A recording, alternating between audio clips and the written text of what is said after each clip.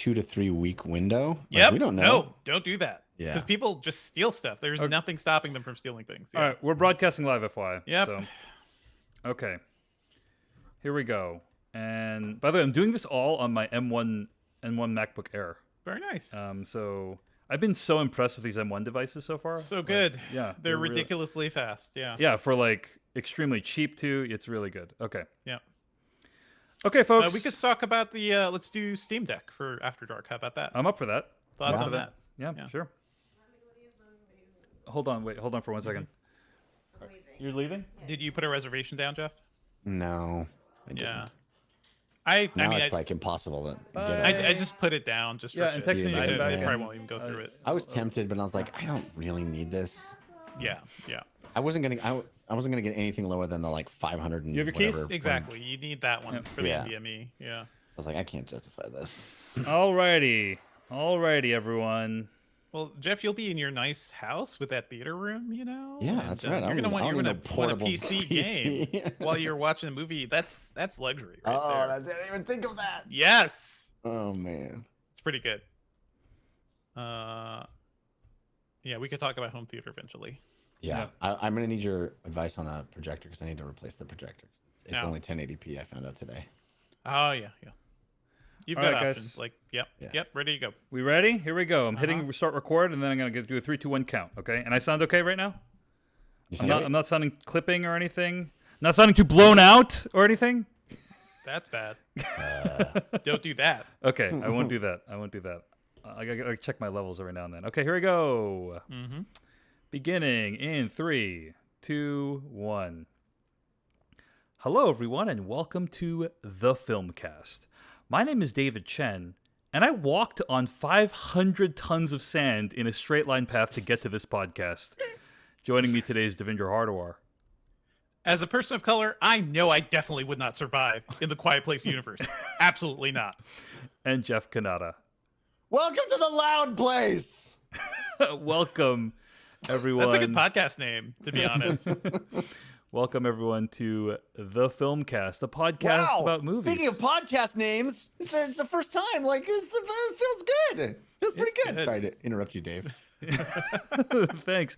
For those who don't recall, last week on this podcast, we announced that we are rebranding as The Filmcast and splitting off from /film.com, doing our own independent thing. Huzzah. And you know what? People were saying we should just cut the as well, right? And I feel like that's less declarative. We have to be the Filmcast, it's not the just Filmcast. It's both what you said, which is want to be declarative, and also the fact that very possibly filmcast.com was not available. Yeah. So, it's the Filmcast. Killing two birds with one stone. People were very nice this week. We got a lot of congratulatory tweets and emails, and I thought that was lovely of people. I didn't, it's a big deal, but I was kind of like, well, it's just a thing that we're doing, but it is a big deal. I like that people recognized it and are being supportive. It's nice. We got a super nice email, and we're still using /filmcast@gmail.com for now. But we got a really nice email from Joshua Mayer. By the way, I'm hearing some background noise. Is one of you typing or something like that? I'm picking it up for some reason. Not me. Devendra, that you? Maybe I was moving the mouse. Huh. Okay. I'll just go to mute. Okay. Yeah. No worries. Let me make a timestamp of this. David grinds the show to a halt. It's all good. Sorry about that. To fix. He's just doing it because he knows that he doesn't have to edit tonight. Yeah, it's true. Okay, here we go. We got this super nice email at /filmcast@gmail.com from Joshua from Tokyo, Japan, who wrote in just a super lovely email. I'm not going to read the whole thing, but suffice to say, they've been listening to us for a really long time, and they eventually started contributing to /film.com. And they here's what Joshua wrote. He says, quote, "I guess I'm what's known as a lurker. Maybe you have other listeners like that. I don't know. But in the replies to your tweet announcing the podcast rebranding, I noticed a person quoting something else you had once said, likening a podcast to a message in a bottle thrown into an ocean of nothing but messages in bottles. For me, posting bylines, even to a site with as much global reach as Slash Film, has felt very similar. The comparison I keep coming back to is that of a mail clerk working down in the basement, sending up his articles through a pneumatic tube. The Slash Filmcast always seemed like the penthouse to me, and now the penthouse is disconnecting from the high-rise and rocketing off into the stratosphere just on its floating own. away. Yeah. That seems like a bad plan for the penthouse. Yeah, and anyway, he says, as someone who lives on an actual island in Japan, I can say that your discussion and analysis of cinema have definitely enriched my own viewing experience over the years, end quote.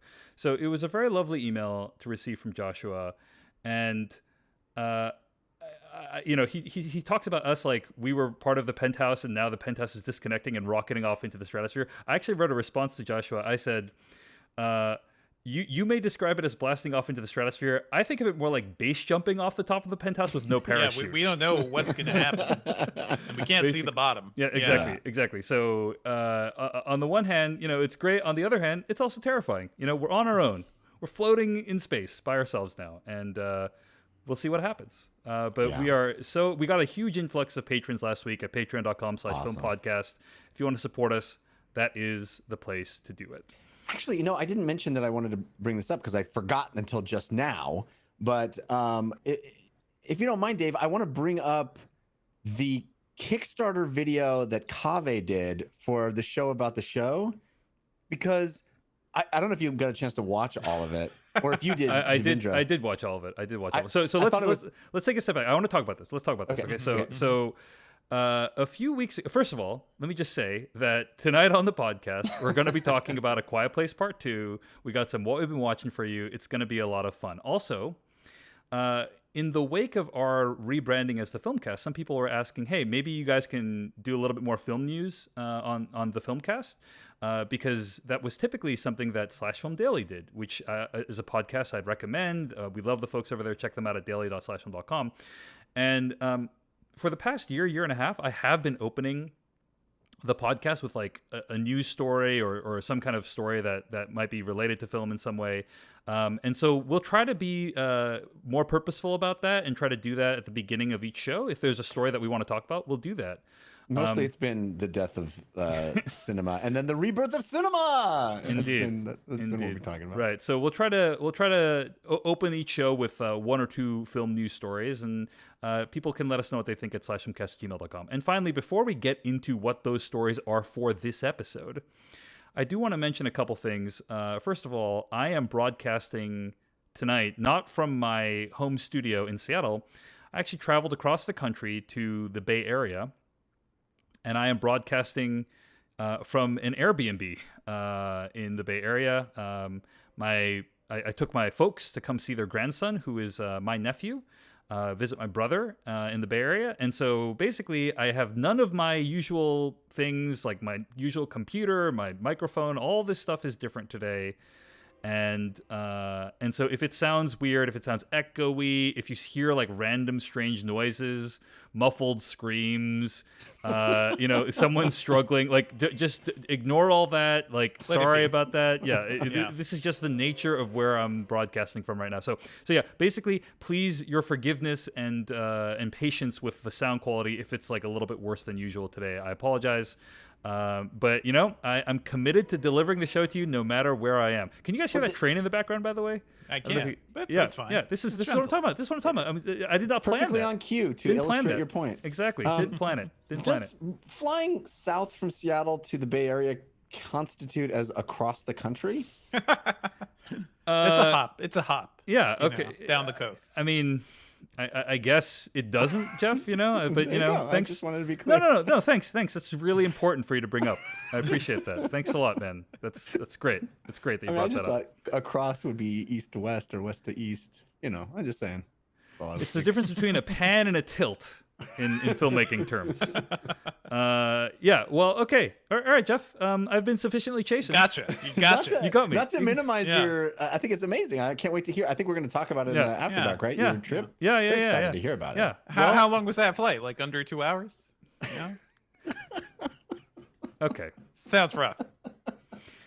All right, so we're going to open tonight's episode by talking about this. Let's talk about this thing that Jeff brought up, which is a few weeks ago on the Slash Filmcast, or when we were the Slash Filmcast, we are now the Filmcast, we brought up Or I should point out our guest Dan Gvozden brought up a YouTube show on the Brick TV YouTube channel called The Show About the Show. Yeah, talk about throwing a message in a bottle to a place where nobody will really see it. But man, he's throwing a lot of messages out there. Wow. Yeah. I guess because Brick TV I used was to like live in Brooklyn. your neighborhood. Nobody watches. Brick TV was basically like Brooklyn public access TV. Yeah, nobody watches that. That's like not even Wayne's World. You know, like it's. I've not heard anything. People talk about Brick. Okay. So whatever the case, they gave this writer-director named Kaveh Zahedi money to make this thing called The Show About the Show, the premise of which was that every episode was about the making of the previous episode. And I don't want to go too much into it. You should listen to our review of it like a few episodes ago. But suffice it to say, it affected us greatly. So suffice to say, Jeff and I thought it was a work of staggering genius. And it basically is an act. Creating that show was an act of radical honesty, and we'll just leave it at that. Like, if you are interested and intrigued, go check it out. The Show About the Show. Seasons 1 and 2 are available on YouTube right now. Okay, so we thought that was going to be the end of The Show About the Show. Like, we're never going to see any more episodes of The Show About the Show. As Devindra indicated, it was part of a rather not super well-funded, public access TV station.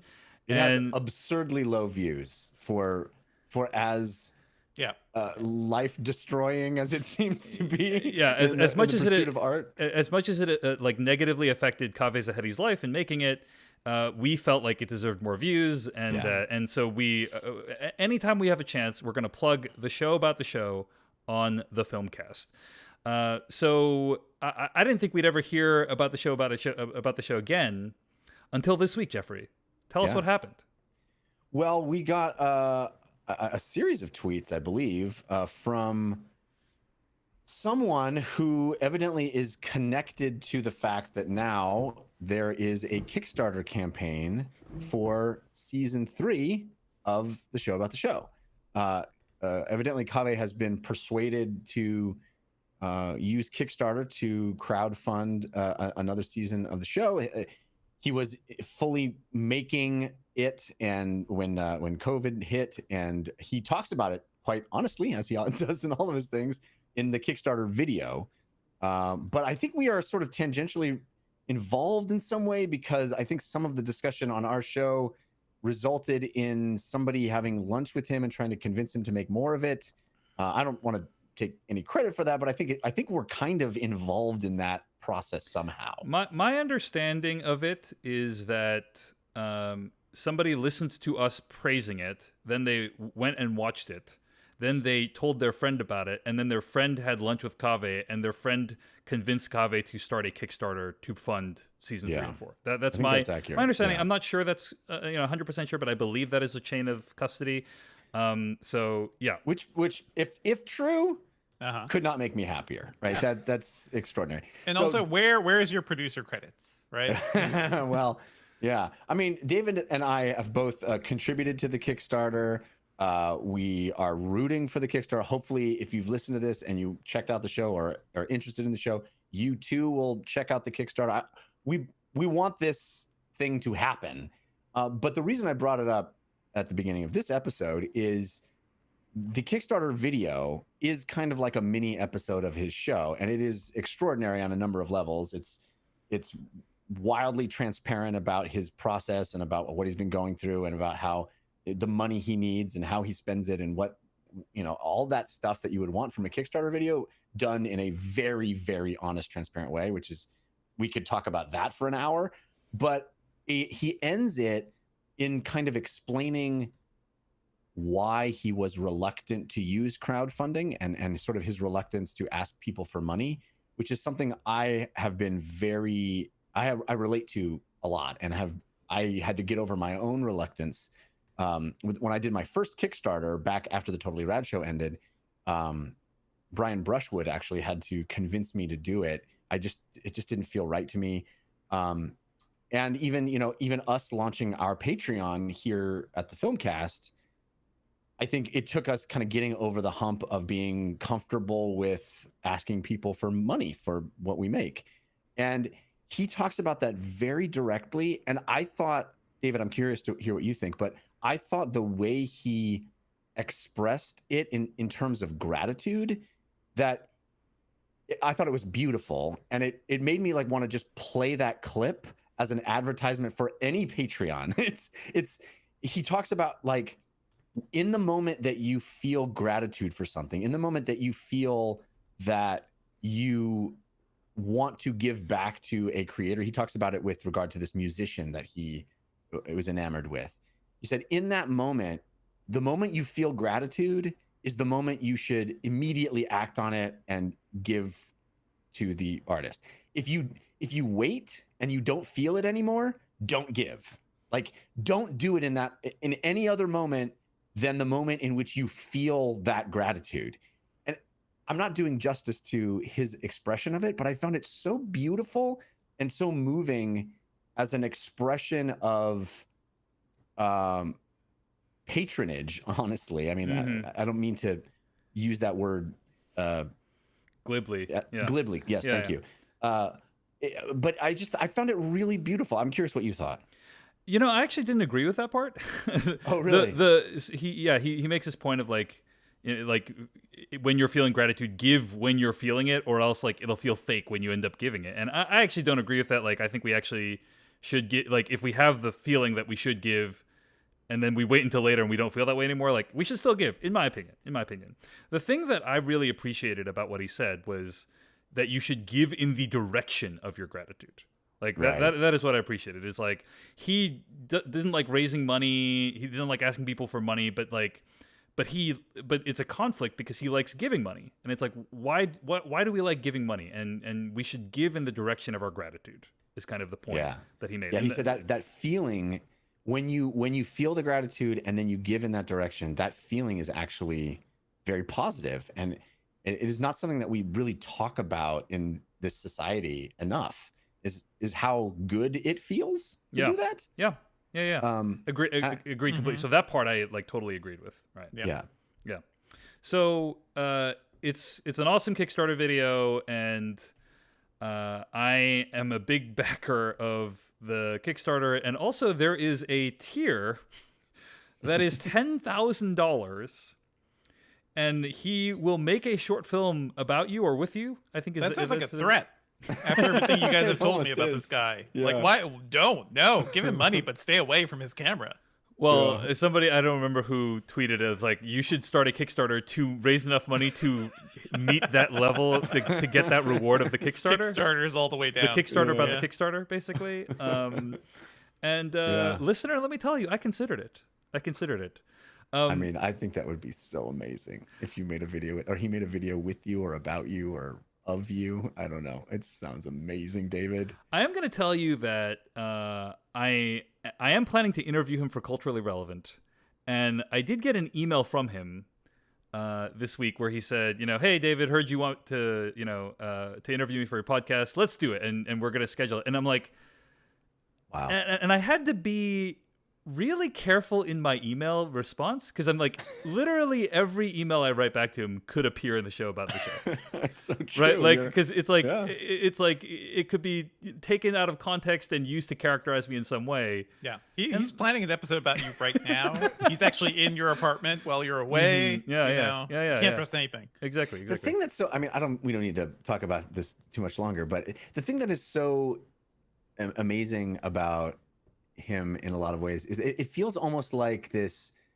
like little indie band that you assume is huge because it just seems that they seem to be doing something so amazing, and then you realize no one knows about them. It's crazy to me that he's working on a level that is so bold and self-destructive, and yet for so little reward. He really is true to that artistic sense so stringently that he's willing to do it for very, very little audience. And I want him to be known by way more people. You feel like spreading the word almost in some ways helps to justify his sacrifice.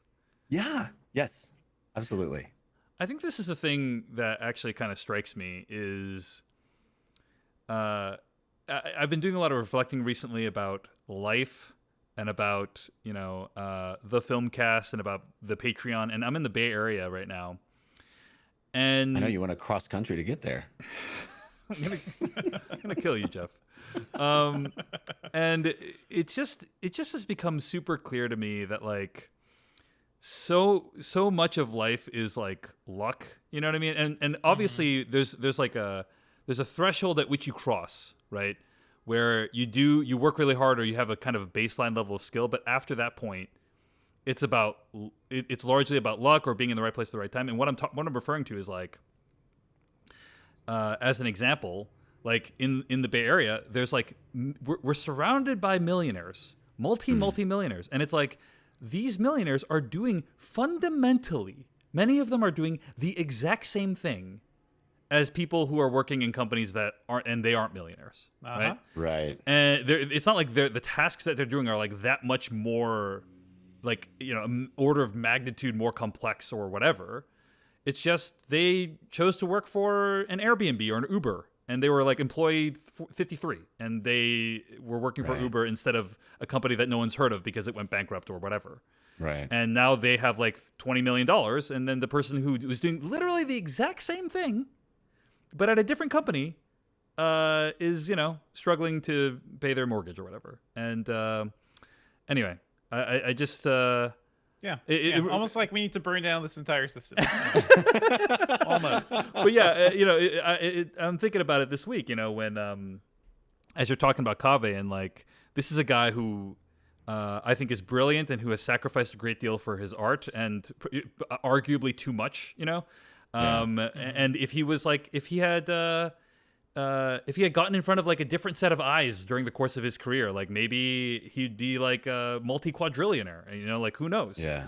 But it just could be the next Borat or something. It just makes you feel like how arbitrary it is. You know what I mean? That's all. I think my takeaway is slightly different because I think about it like I look at him and I see his desire to make something great being decoupled from the number of people that see it, right? Mm-hmm. And that to me is inspiring and kind of amazing that he's so committed to making something that he believes is good that he will do that even in the absence of there being an audience for it, right? Yeah.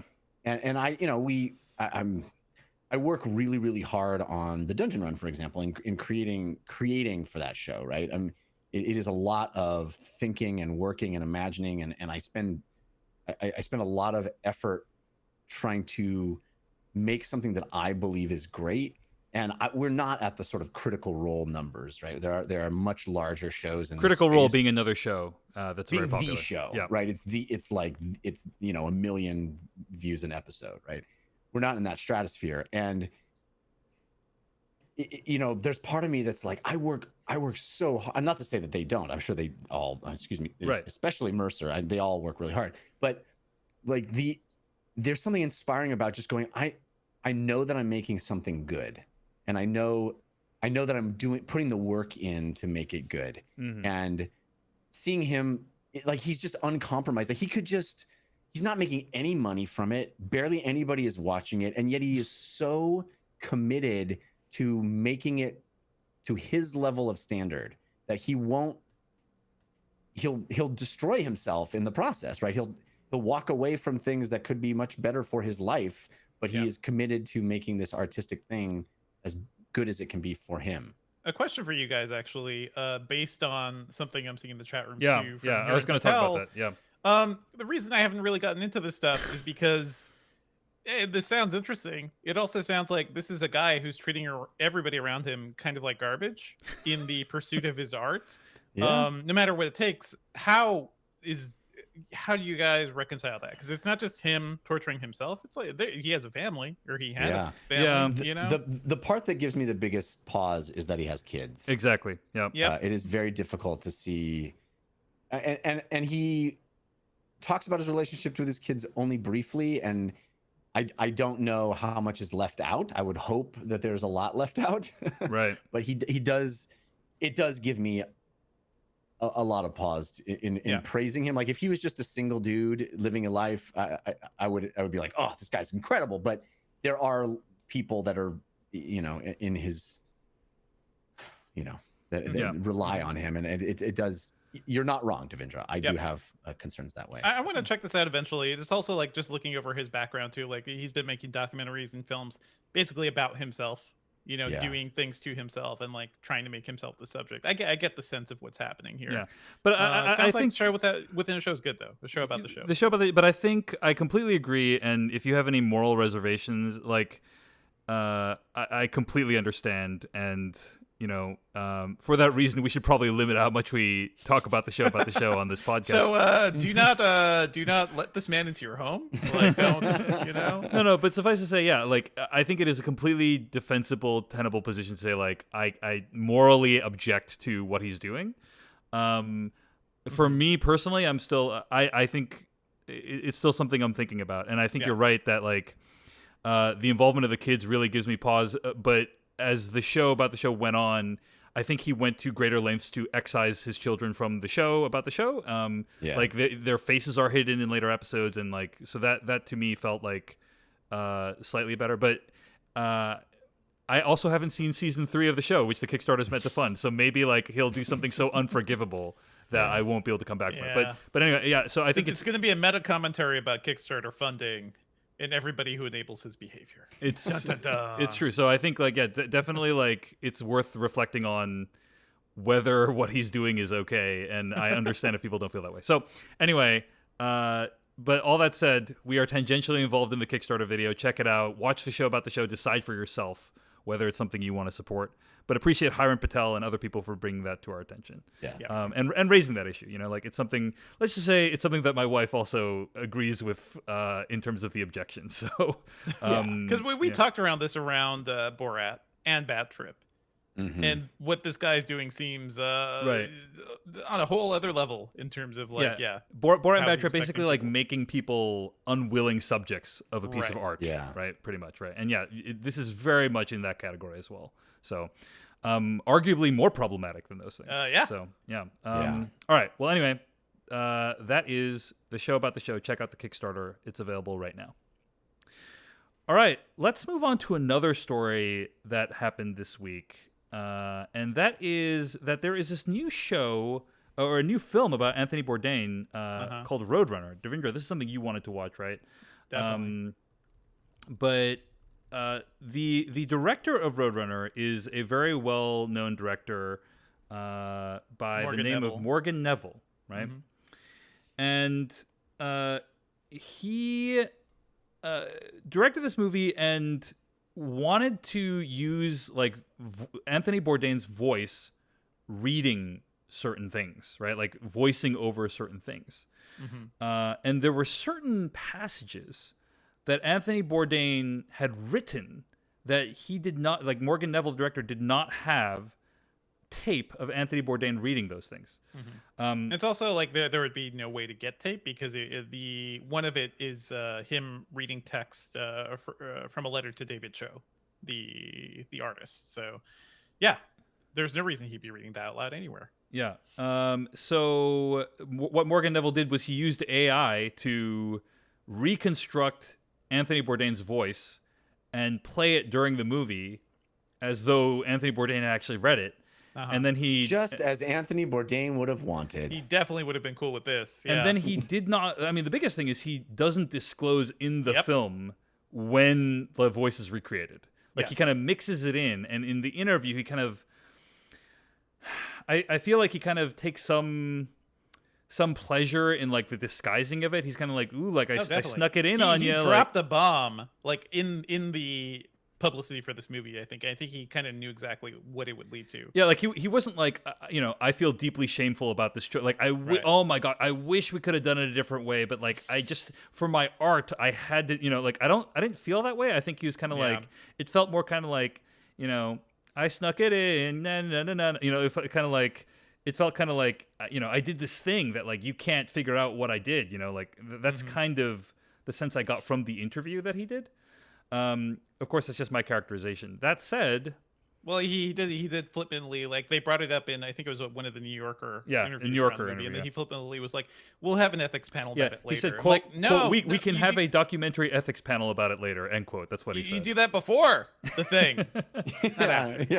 Yeah, let me have the ethical transgression, and then we can talk about whether it's an ethical transgression or not. I thought Owen Gleiberman... Let's just experiment with human cloning, and then talk about whether we should experiment with human that's how we're cloning. doing it, so sure. Yeah. I thought Owen Gleiberman over at Variety had an interesting take on this. He wrote an article entitled, "Is the Anthony Bourdain AI voice in Roadrunner an ethical lapse? Maybe so, but documentaries have been sliding away from reality for years." Oh, absolutely. Right? And he lists kind of several documentaries, starting from Nanook of the North, which was in many decades ago, that has like recreations or staged scenes, right? And obviously, Errol Morris made this into like a really impactful art form in movies like it The was Thin Blue heavily Line. Criticized for it, at the time. Right. It's hard to imagine there was a time when reenactments were considered like how dare you polluting of the artistic integrity of the documentary. So documentaries have often played with the line between truth and fiction, and so the question is like, is this going a step too far? And Owen Gleiberman's take is like, not really. Like, yes, maybe slightly, but like not more far than anything else has been done in documentaries recently. So, and I'll just read a little bit from his article. He says, quote, "I think what bothers people justifiably about the Bourdain film isn't so much the ethical lapse as the sudden dramatic implication of how scarily reality can now be manipulated. We're only at the dawn of the age of the deepfake. People can now be made to look like they're doing things or saying things that they never did or said. The manipulation of Bourdain's voice in Roadrunner seems to open a Pandora's box. What happens when unethical filmmakers employ such techniques? But let's not pretend that we've always been purists about it. Documentaries have been inching away from unalloyed reality for a long time, and it's we in the audience who enable it," end quote.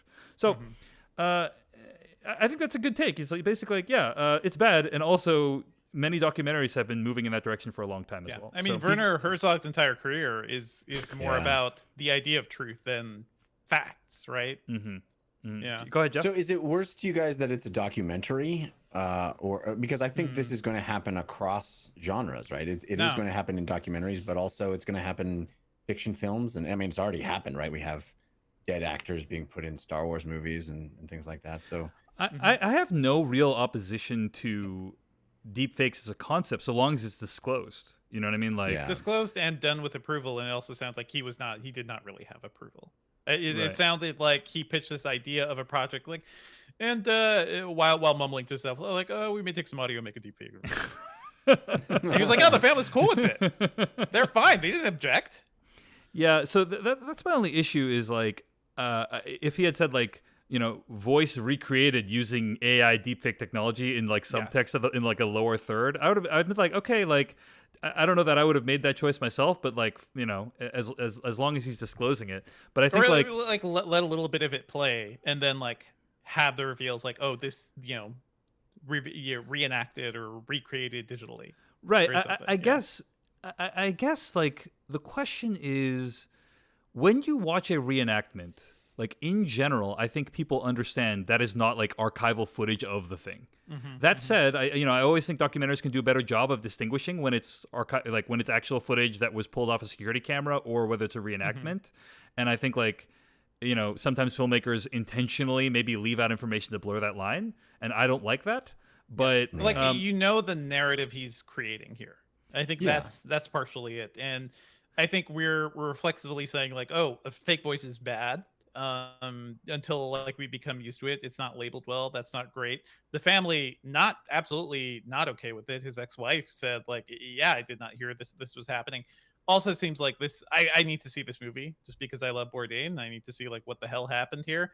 But also seems like the narrative that Morgan Neville crafted was, he didn't interview Asia Argento, who plays like a major role towards the end of Anthony Bourdain's life. They had a relationship, and it sounds like the movie almost like points the finger at her. Well, that is a different. It's a whole other thing. It's a whole other thing. But I guess the point I was making, it's all tied together. That's all I'm saying. The point I was making is just that basically by having AI version of Anthony Bourdain's voice, you're implying something happened that didn't happen, right? You're implying that Anthony Bourdain read this piece of work, but that didn't actually happen.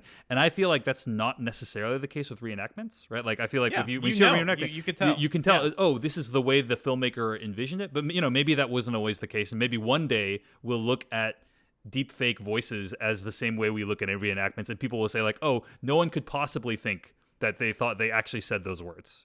Maybe.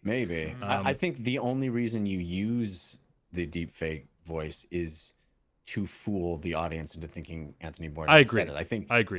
There's no point at which putting up the lower third would be considered, because it just flies in the face of the entire point of using the technology in the first place. Like, the only reason he's employing the technology is to create the illusion that Anthony Bourdain is speaking to you. Yeah. So there's no reason to disclose it, because that just breaks the illusion that he was attempting to create. Yeah. But that does make me worry more about, like, what is this narrative he's trying to create? How is it just an idea he has? Is it actually backed up by evidence or anything? Like, the reality of it, I think, is troubling. I watched the documentary called Users, and it premiered at South by this year. And I think throughout the first 90% of this documentary, it was narrated by the director, and the voice sounded a little robotic. And towards the end of the movie, it was revealed that, her entire narration, or most of it, was done through this robotic voice. And she admitted that towards the end, and it served a point, because that movie was about our relationship with technology. It was part of the thesis and the theme of the movie. That's very different, but yeah, I should probably talk to them to see what they think about all this. It feels a little bit to me like we're, looking at the first internal combustion engine and being like, man, you think this is going to replace some of the horses out there? Like, maybe some people won't use horses now. Right. And maybe, when it's like, no, it's going to completely transform the face of the planet. Mm-hmm. This is the horse armor, in terms of DLC discussions. Yeah, it just feels like we're, even to talk about it in minor terms, I think it just betrays the entire notion of what we're looking at, which is, I think it's, but I think, like, there's a reason a lot of people are up in arms about this, is because it is fresh. Not everybody's reading about, how good this technology has gotten. So I think we're seeing the public response to new technology. This is what always happens. It's immediate revulsion. It's the uncanny valley, and we're like, no, please, none of this. But eventually it'll all be what we're doing. Yeah. All right. Well, those are some of our thoughts on using Anthony Bourdain's deepfake in a documentary about his life. Guys, let's get to what we've been watching this week. So, you guys know Space Jam: A New Legacy came out in theaters this weekend and also hit HBO Max as well. I think so. Yeah. You've been super excited about this, like your most anticipated movie of the year, Dave. That's what I remember. I missed Looney Tunes and Urbanware. That's all I missed. The movie, the movie made over $30 million of box office, which is like really good. Like, even if it had come out pre-COVID and made that much, I think that would be considered a success. I mean, the thing is, guys, this week I watched a movie where characters need to travel to exotic locations to recruit a team, and the film featured product placement, some meta jokes, and a character named Dom who has to face off against his family but learns to forgive. But enough about Fast 9, folks. Let's talk about Space Jam: A New Legacy. And in both of them, Bugs Bunny drove very fast cars, right? Like, easily could have been in Fast 9. You're right, that's true. Boom goes to dynamite, and also a big thanks to Chris Vallant for sharing that Boom joke on Twitter. It was pretty brilliant work by Chris. So yeah, I had a chance to watch Space Jam: A New Legacy, and I'm just going to say straight up, this is one of the most depressing films I've ever seen in my entire life. Like, I don't want to overstate it. So we need to do a longer discussion about this at some point. So maybe this is spoiler. Don't sign us up to watch stuff. No, like that's the thing is, like, I wouldn't wish this upon anyone. Like, there's plenty of movies, guys, where I'm like, we should watch this so we can talk. Like Tomorrow War, great example. Like, I knew we would have a fun discussion about the Tomorrow War on last week's After Dark, available at patreon.com/filmpodcast, and I was right. And I'm not saying I was the only one that had that idea. You guys also, we all came up with that. But this is not a movie that I think would be fun to talk about. So you should just let me. Is it depressing because it is bad, or is it depressing because the actual content of the movie Because I think by watching it, you can see the downfall of humanity. Yeah, I think, right? It's like the end of the end of civilization. The end of cinema. Yeah. Okay, so I mean, I'm going to talk briefly about the premise of this movie, and basically, listen, it's very simple, right? They're going to go to space and they're going to jam in space, right? That's all this movie needs to do. The idea is jam in space, dude. You get the space jam. The idea is that, and also, by the way, like, there was an earlier version of this film that then got taken over by Malcolm D. Lee, right? Who's obviously a brilliant filmmaker, very talented. But the earlier version, I think, was written as a critique of the modern studio system. Amazing. But then they changed it so it's not a critique, it's like earnest now. But they left in the elements of the plot that are a critique. So essentially, it's about this algorithm named Algae Rhythm, played by Don Cheadle, who is running Warner Brothers, the studio. It should have been played by LEG. Yeah. I mean, yeah. So come on. Well, trust me when I say that role would not work if it was a white person playing it. But suffice to say, basically, Algae Rhythm is like the guy who decides what Warner Brothers makes, which is like a terrible self-own, right? Like that this guy by the Algae Rhythm. Yeah, Algae Rhythm, and he's like, let's put LeBron James into all of our movies. Like let's digitally generate like LeBron James avatars and put them in all our movies. It'll be amazing. And LeBron James is like, no thanks.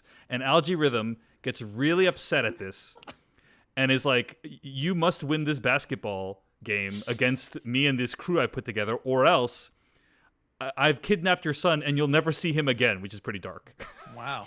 So he's gonna join Wacko and Dot in the Warner Tower. Well, yeah, your son is there forever. Exactly, pretty much. And so then this is a mea culpa that the Warner Brothers has been run by tyrants. Right. So then LeBron James needs to go. Like Algae Rhythm lives in the Warner Brothers serververse, right? Which is where all the Warner Brothers sound like space. Where all the Warner Brothers properties live, right? Like Game of Thrones and Casablanca and whatever. And so he needs to go in there. LeBron James goes in there, and what there's a subplot about like how the Looney Tunes were banished to all the different shows in the serververse. So like you see the Looney Tunes inserted into movies and TV shows that we know and love. Well, that sounds fun. I like that idea. Well, yeah, it is. I on the see one Bugs Bunny pop up in Game of Thrones. That's fun. On the one hand, it's fun. On the other hand, it's also an abomination, because you have like Casablanca, like one of the greatest films of all time, and they replace Sam the piano player with Yosemite Sam. And listener, let me tell you, if that sounds like a desecration, it truly is. Well, okay, but I could get behind this idea in the sense that this movie is a silly goof, if it's all done well. Yeah. Mix, mash, mishmaps. It's about this fun idea of mixing all these crazy properties, putting them in a bag, shaking the bag, and seeing what comes out. Like I think that can be kind of fun in a sort of Who Framed Roger Rabbit, like wacky, mixing cartoons with real people in movies that we know and are familiar with. It's almost like the do you remember the later years that Billy Crystal hosted the Academy Awards, and they kept putting Billy Crystal in all the movies that were nominated? Those were really fun. I liked them. And Billy Crystal would they insert him seamlessly into the scene, and then he would step out and like talk to the camera and be like, well, this really is a piano, the piano, whatever. And what well, here's funny. Here's some good things about the movie. Like LeBron James, actually a decent actor in my opinion. Like he pulls it off.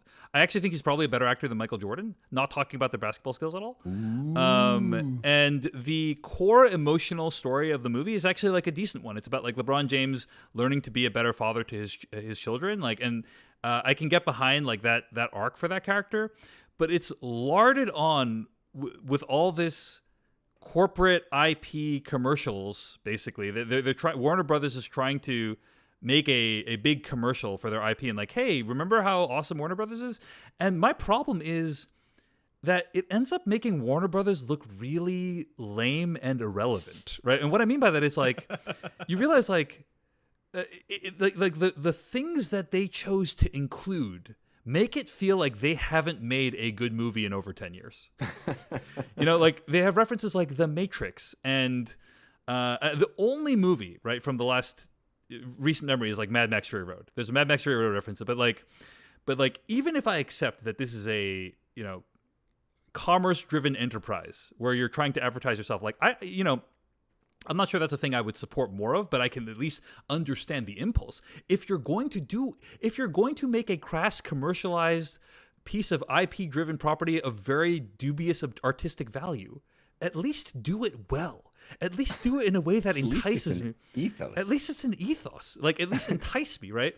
But it's just like it's done. Well, but isn't it just based entirely on nostalgia? Isn't the idea that it's a sequel to a movie that was made, you know, that 30-plus-year-old people remember, and so it makes sense that all the IP are the things that are beloved by the same age group. Doesn't that make sense? I guess my question is, who is this movie for, right? And theoretically, it's for kids, but like all the references, you know, it's like those like epic movie, scary movie, you know, it's like basically like they just refer to the things. It's barely clever in how it refers to the things. There's an Austin Powers reference.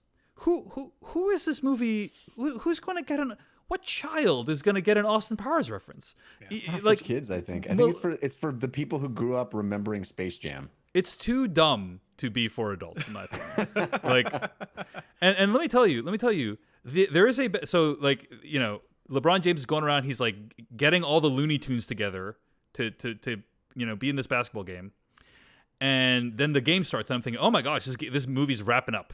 There's like 10 minutes left in this movie. Guys, there was 45 minutes left in the movie. Wow. Does it play a full-length basketball game? It's basically like a full-length basketball game in which, by the way, there are no rules, okay? This is what really gets your goat. It's I mean, it's chaos. It's just chaos. You know, you saw they like when somebody does a dunk, they get like 100 points because they get style point. I mean, come on, guys. Come on, guys. So anyway, it depressed me because Warner, like, you know, LeBron James and like his like he makes out pretty well in this, in my opinion. Like, he proves himself as like a talented actor, and obviously he's an incredibly talented basketball player. The people who look bad in this are Warner Brothers, in my opinion, because they come off looking like just a complete grab bag of IP that has absolutely no cohesion or relationship to each other, and B, said grab bag is like completely irrelevant to our daily lives. And so it just felt like watching somebody who like who like peaked in high school talk about how amazing they were in high school. You know, that was kind of the feeling I got. And so I just thought it was really, really depressing. I mean, what kids movie is complete without the characters from A Clockwork Orange in the background? Yeah, I mean, there's a or bunch the of nuns from Ken Russell's The Devils. Oh my gosh! Nobody has seen. Devindra, my respect for you went up like 3 notches that you got that reference. Really nice. But yeah, I mean, there's all kinds of like deeply upsetting references in the background, from like all the random Warner Brothers thing, and that's the thing. That's the thing is like, you could imagine if like Disney made a movie like this, you know, and you could have all the Disney IP in there, and like that, it actually like makes sense. Like you combine like, you know, Star Wars and Marvel characters, like that actually all makes sense when you put it together, right? Like those are all like action adventure sci-fi thingies. This is like you have Game of Thrones, you have Looney Tunes, you have Casablanca. Yeah. You know, like how do these things fit together in any way whatsoever? One company owns them. That's your answer. Yeah, but like I don't think like viewers understand that at all. Anyway, whatever. Like, well, surely they do go to space at some point, right, Dave? No. Surely the Looney Tunes are hand animated in their traditional 2D style, right? Well, they are at first, Devindra. But then to play the final basketball game, right, it doesn't make sense for LeBron James to be playing with 2D characters. So they are converted to 3D characters.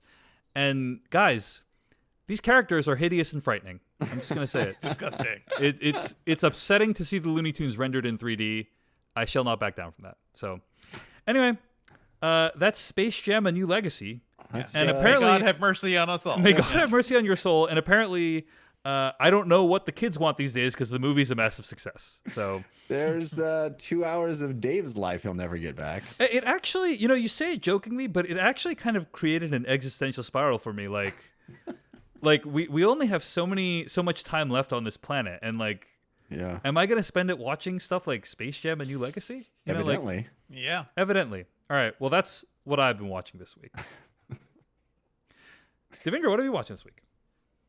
I want to shout out a couple of things. I've been checking out This Way Up, which is a series on Hulu created by Aisling B and co-starring Sharon Horgan, who I know you love, Jeff. Yes. Yeah. Yeah, awesome. Amazing.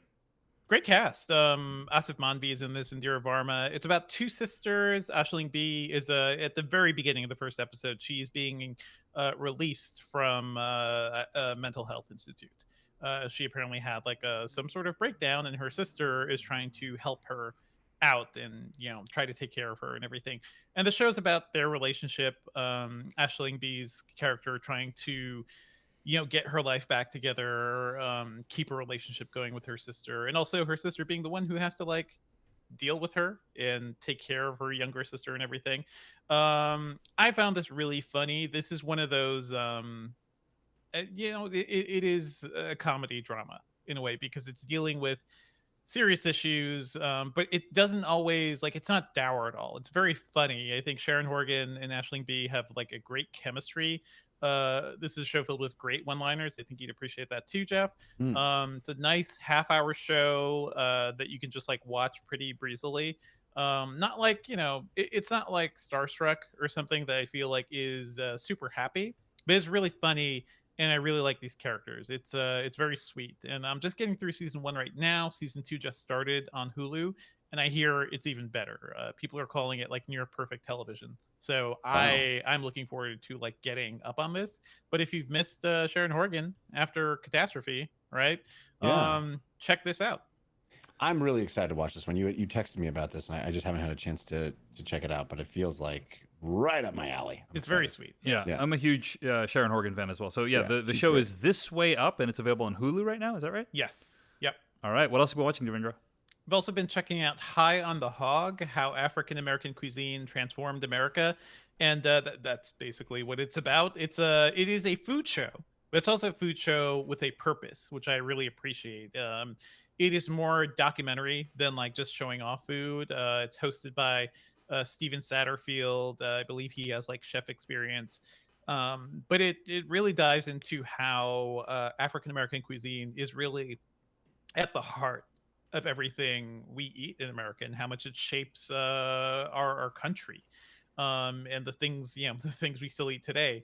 It goes into like the importance of okra. It goes into West Africa, where a lot of these things came over from, and the importance of rice in the South and everything. I think this show is it's a good food show, but it's also like very good history because it covers a lot of things I don't think many people know about, especially in terms of like how much food we took from the Black community, basically. So yeah, I just wanted to shout that out. I'm always looking for good food shows, and certainly like since Bourdain died too, like I have not found anything that's just really hit the same mark of like being culturally interesting and educational, and also like telling me something about food, because I think food's important, guys. Like you have a meal with somebody, or you have somebody's native food, it tells you a lot about them. And I think that's like one of the best ways to get to know people. So I always love food media because of that. I think this one really gets to it. So it is fun food television, but it's also very educational. So check it out. It's High on the Hog on Netflix. All right. That's why I always have people sit down and eat HelloFresh with me, our sponsor this week. Yes. It's my... Wow. Know more about You're giving some free mentions to the sponsor this week, Jeff. I genuinely love HelloFresh. Yeah. We had it tonight. Hashtag family, hashtag food. HelloFresh. Devindra Hardawar, you and Jeff also watched Wellington Paranormal. Yes. Mm-hmm. So tell us about Wellington Paranormal, Devindra. I mean, I'll let you like introduce it, Jeff. But basically, okay, yeah, go. It's What We Do in the Shadows meets Reno 911. Yes, wow, that's what it is. Amazing, basically, but with New Zealand like dry humor. Yeah, yes, and yes, Devindra and I think share a love of that New Zealand dry humor. And it when you say dry, it is deadpan as fuck. It is people who have no idea how they screw up, right? I love that style that the guys from the Flight of the Conchord guys, Jermaine Clement, like style of being completely oblivious to your own flaws, and just saying it straight out, deadpan to the camera, and not realizing that you're making yourself look like a dope. It's great, and I like it because it has that supernatural element that What We Do in the Shadows has. It is literally a spinoff from What We Do in the Shadows. Yeah. But it's following these cops that sort of get recruited into being paranormal investigators and liken themselves to like a Mulder and Scully. But of course they're inept in a variety of ways. Their boss is inept. It's like it's a hidden camera show, or not hidden camera, but a like a mockumentary show. Yeah. And it's like if The Office, but it was all Michael Scott's. Like everybody's a Michael Scott. In The Office, Michael Scott is surrounded by a lot of competent people that all like look sideways at Michael Scott and go, "Oh, he's not competent." But in the Clement, verse, I think he's a producer on this as well. Yes, yeah. Their style of humor is like everybody's a Michael Scott, right? Everybody is equally oblivious to their own flaws and ridiculous and boorish, and it's more really Michael like Scott than a David Brent from the UK Office. Yes, I think they're a little silly, but also like I think some people are well-meaning, but silly and dumb at the same time. I find the show a lot of fun as somebody who loves paranormal like stuff and stories like this. It is hilarious to see these like inept New Zealand cops go after somebody who's possessed by a demon. Like just very simple things. It's funny. It's really funny. My wife is not really into it, but I love the dry humor here. Yeah, it's great. If you're into, you have to really buy into that kind of deadpan humor. But it's catnip for me. I think it's hilarious. It's on HBO Max. Apparently, it's been airing for a while. It was on a channel that one of those I don't fully watch, but it's now on HBO Max. It's been airing since 2018. And what, pray tell, made you both decide to check it out in the same week? Anything specific? I saw it pop up on I saw it pop up on HBO Max as a new show. Oh, nice. Yeah. I think there may have been a #/. That's what I was giving you the opening there. Giving you the opening there, Jeff. There was I was actually checking it out before that, but yes, thank you for the people who recommended it too. Using #/tag on Twitter. That's how you can recommend things for us to watch and how you can find things to watch, listener. So, Wellington Paranormal, that's what Devindra's been watching this week. Jeff also had a chance to check it out. Jeff, let's go to you. What have you been watching this week? Well, I know we've talked about the show a number of times as each of us has arrived at it, but now it's my turn to talk about Kevin Can Fuck Himself. I have not seen it yet, so you were the second. Oh, was it? Yeah. Well, I guess it was a guest that, because I think we've talked about it twice so far. I misremembered. But, whatever the case, I had, each time it had been described on the show, I had been very anxious to check it out. It seems like my kind of meta commentary. Of course, the show is the notion that there is a sitcom in the style of Kevin Can Wait, the old Kevin James show, about a big oafish husband who is a man-child and always gets his way, and his long-suffering, beautiful wife who just, it makes no sense why she would even stay with this ass. And there is that show. There is that sitcom complete with laugh track and 3 camera setup and garish lighting, and very much a half-hour sitcom from an earlier era. And then the moment the husband is out of camera shot, off stage, it transforms into a gritty hour-long drama in the style of something like Breaking Bad. And it talks, and it goes into her psychosis and her what it means to be that woman, and what lengths she is willing to go to break out of that life. I really like this show. I binged 3 episodes, so I'm not completely caught up yet. It is airing on AMC Plus. Is that right? I believe. Yep, and AMC, yep. Normal AMC as well. Yep. Yeah. And I think it is really smart and funny. I'm actually a little. I hate to admit the fact. I'm a little embarrassed. I like the sitcom parts. Like, I hate those kind of shows. Hate them. Wow. Hate them. But You're they're just really actually, outing This yourself. is a terrible here, confession, Jeff. Yeah. it is a terrible confession. I should never have said it. Am but I the have to problem? admit, Yeah. there is a fairly significant but increasingly small portion of the show that is just that sitcom, like those ridiculous setups and I have to one-liners. say, I like some of them. I think Everybody Loves Raymond is really cute. Like there's a lot of those type of shows I do like. Yeah, I was raised, I grew up on Yes. Cheers and Frasier and whatever, all those shows from the late 80s, early 90s. I grew up on that stuff. So I have it in my DNA, I guess. But boy, it's been a long time. The Simpsons. I mean, come on. Yeah. Yeah, but I think The Simpsons, evolved past that. And for me, like the laugh track is grating. I can't watch shows with laugh tracks anymore. I don't like these 3-camera shows particularly anymore. But I have to admit, like, the variety inside this singular show is kind of cool. The juxtaposition of those two worlds is always fun. I always enjoy the fact that you get 2 shows in one, really, with Kevin Can F Himself. But also, I think the sitcom is pretty well written. Like, the jokes are dumb and purposefully so, but it also kind of smart. Dumb but smart. I agree. It is a very good recreation of sitcom. My colleague Tara Ariano brought up, like, the thing she doesn't like about the sitcom parts is that the main dude character is so totally irredeemable.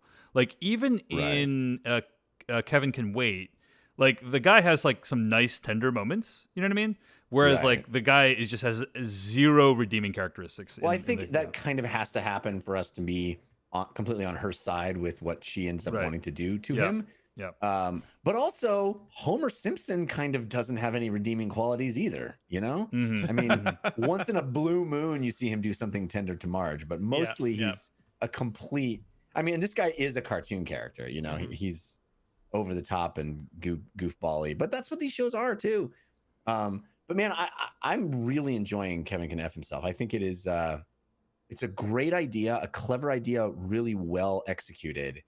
And I also think it's really interesting. I don't know, Dave, if you agree with this or you picked up on it in the same way I did, but it seems to me that even in the hour-long drama version of the show, it's the universe that she lives in still is a sitcom universe. Like, there's still like wacky antics that happen that would be right at home inside the sitcom, but everybody plays it grounded and straight and real.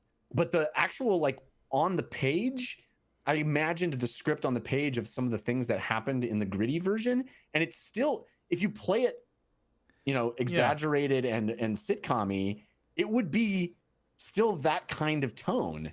And I just think it's interesting that just changing how the actors interpret the lines completely transforms the show, and how it's shot, of course, too. But I think that's a good point. You could call it a dramedy too, but at the same time, Breaking Bad also had a lot of humor in it as well. Right. So, she'll like drop stuff or like flip a thing and it'll hit something, and like inside the context of the sitcom version, that's played as wacky slapstick, and in the context of this thing, it's like this dramatic moment. But you go, oh my God, there's no difference in the action of what happened. It's just the tone of how we're viewing it changes our appreciation of it. I think that's a fair point. Yeah. But I'm glad you're enjoying this, Jeff. And the show. Have you stuck with it? I haven't, because I still plan to get into it. But I guess I feel like the premise is so good, but then it didn't feel like something that could sustain itself for that many episodes. And I don't know that it did for me, but it's kind of a thing where, okay, like I need to make time for it, and maybe I will this week because I'm actually on vacation, since I'm as I mentioned, recording the Bay Area. So I'll try to get into it again. But it's not like a pleasure to watch, is what I'll say. Like it's to me, I admire it. I admire the audacity of making a show based on this, but it's also like very dark and painful, right? And it's meant to be. It's meant to hold a mirror up to us as a society about the suffering that we are okay seeing in the female characters on these sitcoms. And I totally appreciate that part and want to support that part, and that's not the part that bothers me in any way or that I find tedious. It's more like that I don't know that alone can drive the plot forward in a way that's compelling. But I do plan to stick with it. So it's Kevin Can F Himself, and it's available right now on AMC Plus. And I am keen to see where the show ends up. So, Jeff, what else are you watching? Well, I checked out a new documentary series. I guess it's a documentary series, technically, on Hulu called McCartney 321. This is a remarkable show about Paul McCartney. It's Paul McCartney and Rick Rubin, the mega producer Rick Rubin, who, is the name on a lot of the albums that you know by heart, I'm sure. And it is an extraordinary thing. It feels like you're a fly on the wall overhearing two people just hang out and talk about the Beatles. And one of them just happens to have been a Beatle. It's so I think anybody of my age and maybe around my age probably had a Beatle period. I certainly did. I fell in love with the Beatles in high school, listened to almost nothing but the Beatles for a long time, for a period. I lobbied my senior prom to have the theme be Let It Be. And I was super into the Beatles for a little while. I think they are the greatest rock band that ever existed. So I'm particularly interested in the Beatles, but I think even if you only have a cursory interest in the Beatles, this show could help to make you understand what's so special about them, because it is a deep dive into songs, lifestyle, period, personality of what it took to make these songs, and it's amazingly put together. I'm kind of in awe of this show. It's a series of conversations between Paul McCartney and Rick Rubin. Rick Rubin oftentimes is standing in front of very expensive musical equipment. Paul McCartney often is holding a guitar or behind a piano, and they will just start talking about Beatles songs. Rick Rubin will play something, and they'll dissect it and talk about what were you thinking when you did this part, or where did that come from? Oh, you hear the bass line right there, and picking apart the dynamics of a song in ways that you rarely get. There are podcasts that do it, but I've never really seen Paul McCartney sit down with anybody and talk about it in this level of detail. You usually get these sort of fluffy interviews with musicians where you talk about what are your influences and all these things. This is like technical talk, detailed. You can tell that McCartney thinks of Rick Rubin as a peer, that they are talking on the same level. He's kind of excited. A new Beatles, he'll turn a Beatles song on, and McCartney will stand up and start sort of dancing to it, like he's a fan of the music, and he'll make these really candid observations about something that John Lennon did, or George Harrison did in the room, and oh, this is what we wanted to do right here, and I was super proud of this moment. And it's, if you like music, and especially if you like Beatles music, but even if you don't really understand what makes the Beatles special, watch one episode of this and you'll see, I think, why they are on that Mount Rushmore of rock bands. It's really good, and it uses archival footage too, and it does a lot of really interesting things. The way each episode is structured it isn't chronological. It sort of jumps around, and it's sort of loosely grouped around a theme, but it's really amazing. All right, sounds really cool, and I would call myself a mild Beatles fan. I really have enjoyed their music, but I'm not. I feel like calling myself a fan. I'm not as good as. I'm not as big of a fan as other people. I think I value them greatly and enjoy a lot of their music. I don't know. It's weird. Mm-hmm. I like them. Maybe compare it to me, because I don't care.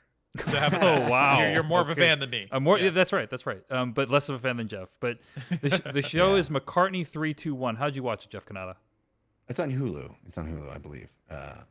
Well, it sounds pretty cool. I will try to check it out. Okay. You should. I think you'll dig it. Anyway, go ahead.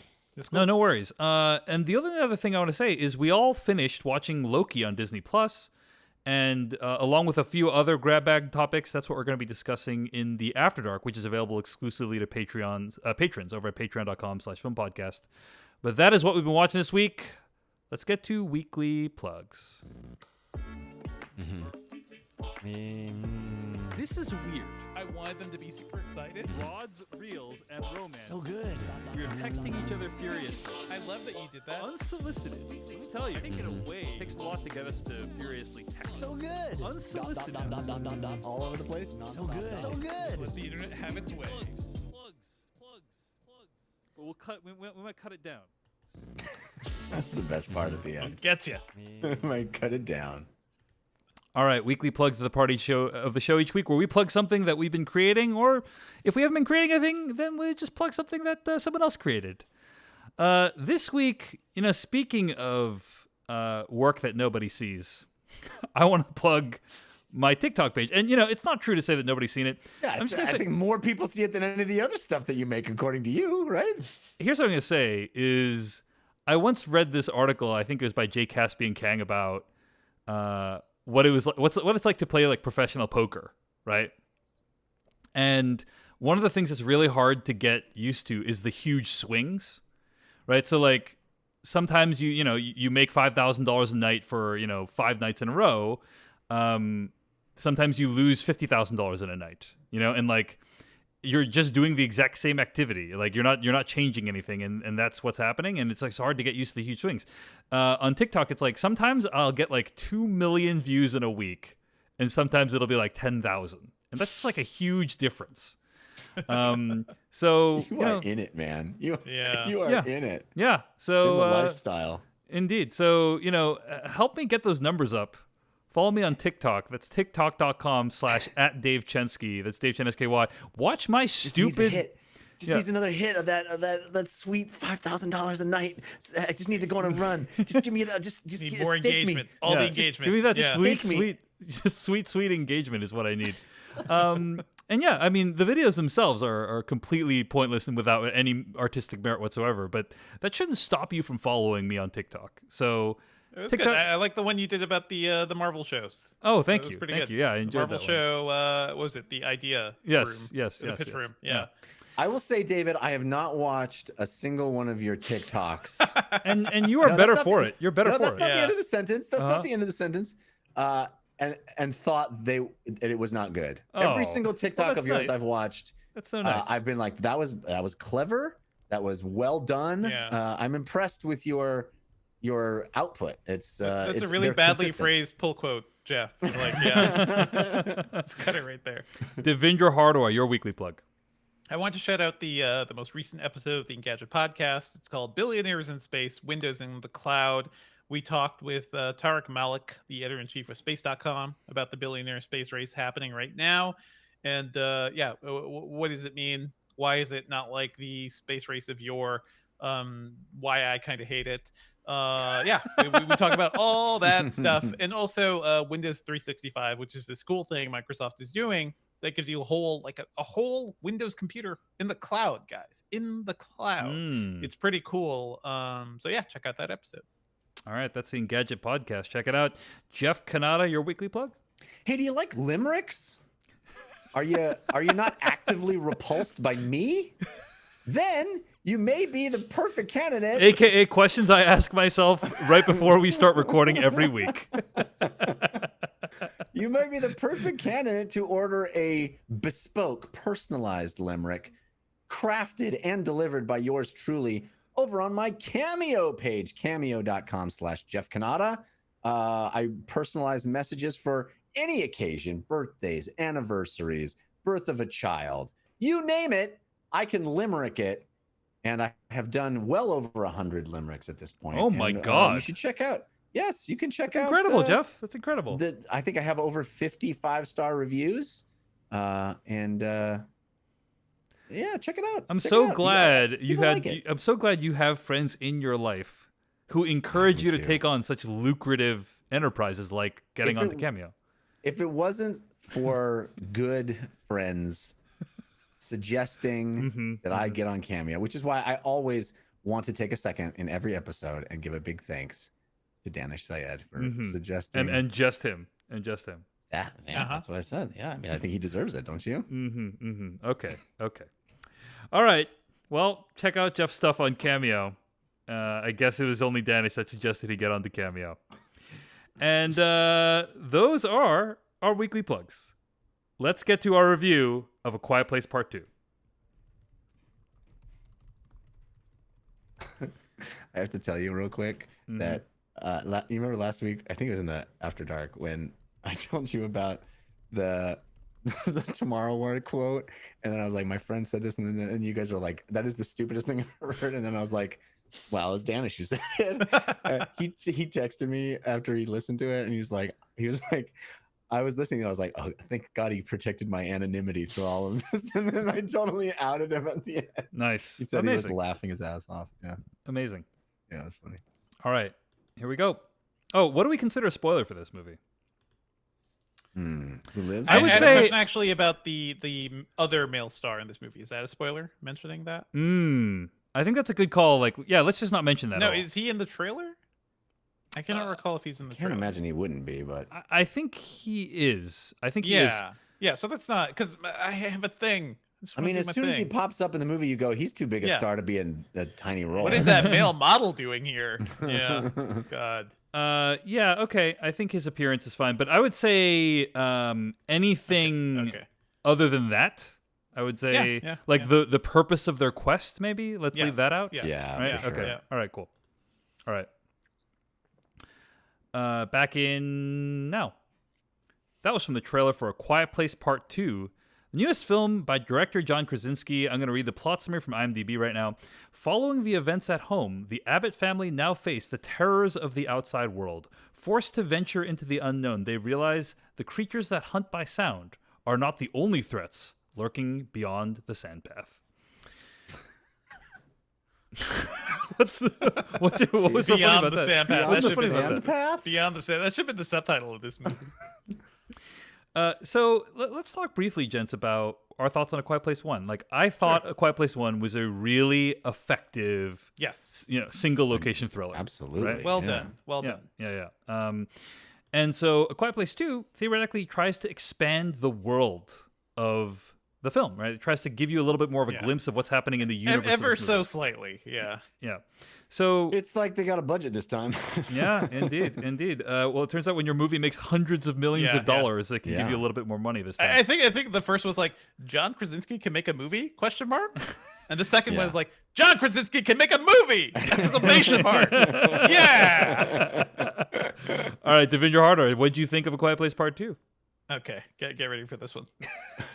This week, I watched Cillian Murphy try to survive in a post-apocalyptic hellscape, all while trying to protect a young girl from monsters, including the greatest monster, man. But enough about 28 Days Later. Boom.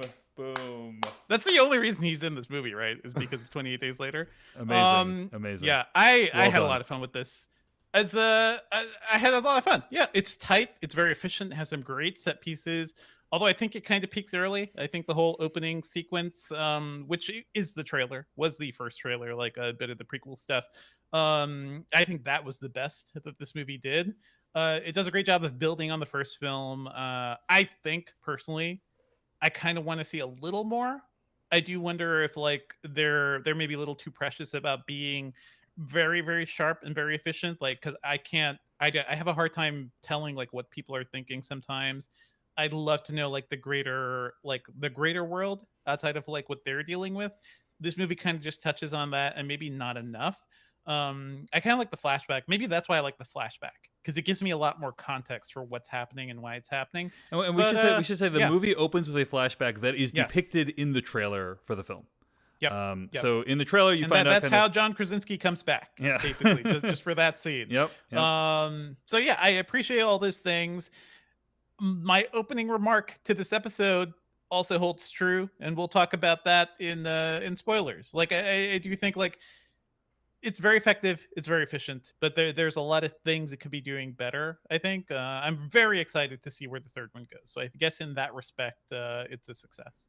Have they announced that they're making a third one? I think it's under development, is my understanding. So who knows if it'll actually come to pass? But yeah. Right. I mean, the first two movies have both been huge successes. Yes, so I'm pretty sure. And given the way, yes. I would bet money we'd see a third one. Okay, so let me ask you this question too. We all watched this movie on Paramount Plus, right?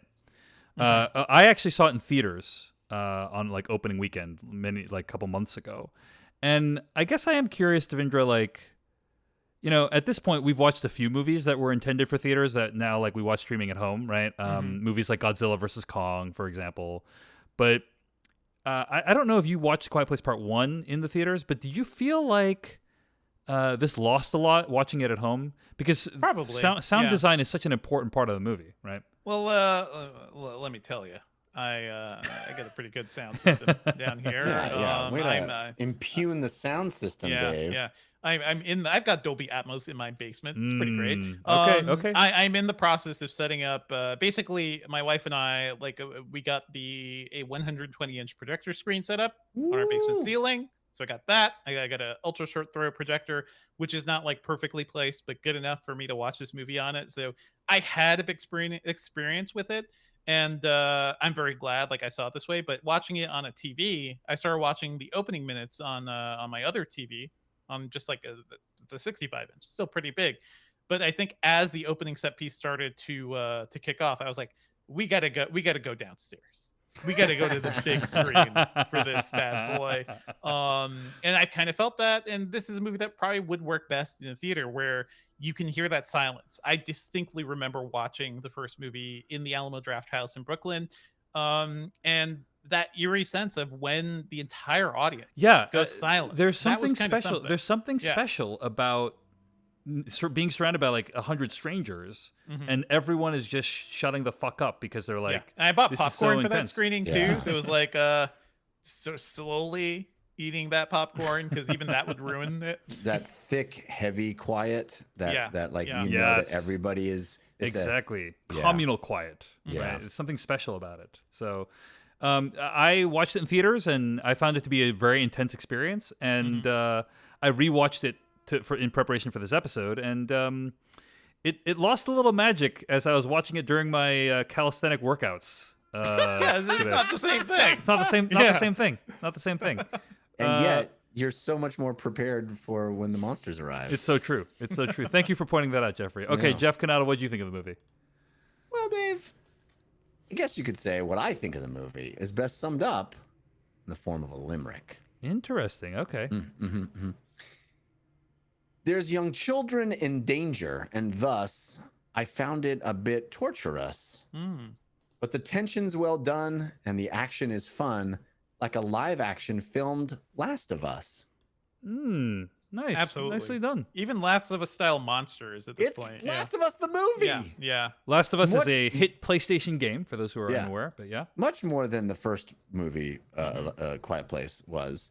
But the first one kind of had similar themes. This one is like full on The Last of Us, the movie. I know we're getting a Last of Us TV show, big budget, $10 million per episode, HBO Last of Us show, but we kind of already got The Last of Us movie, and it's Quiet Place Part 2. I do wonder how much of it was Krasinski like just playing Last of Us while he was bored. He was like, I got it.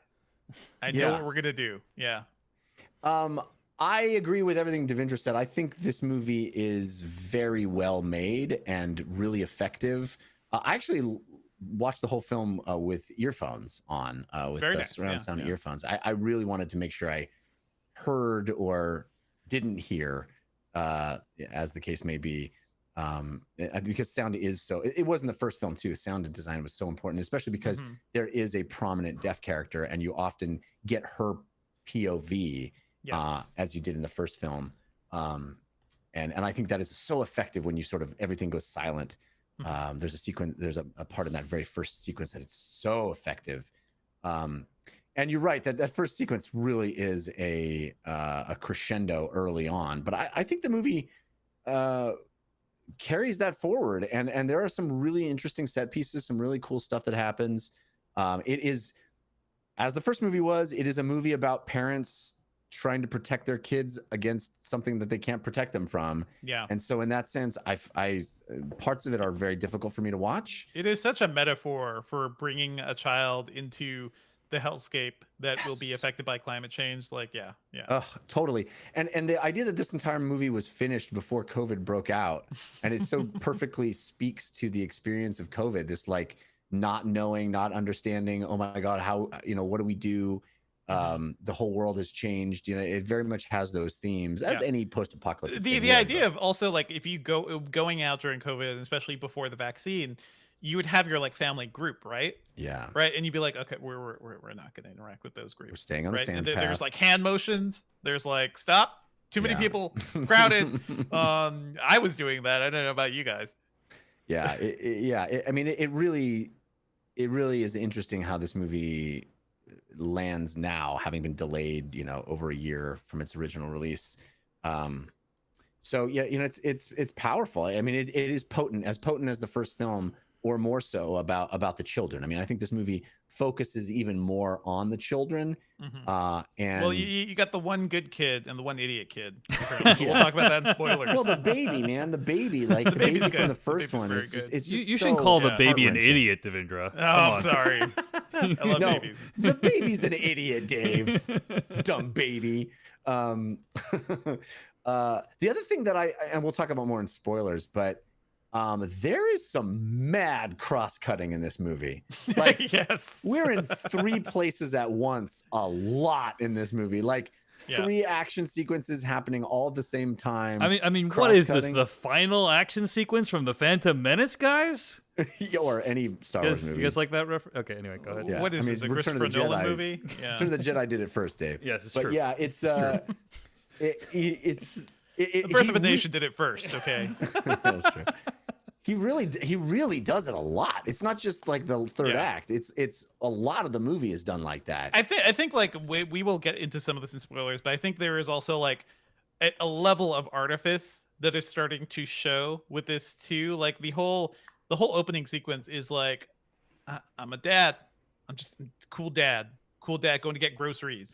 And even him like picking up oranges at the groceries and like trying to cut them for his kids felt like a very like forced action. Very it felt very mannered to you, it sounds like.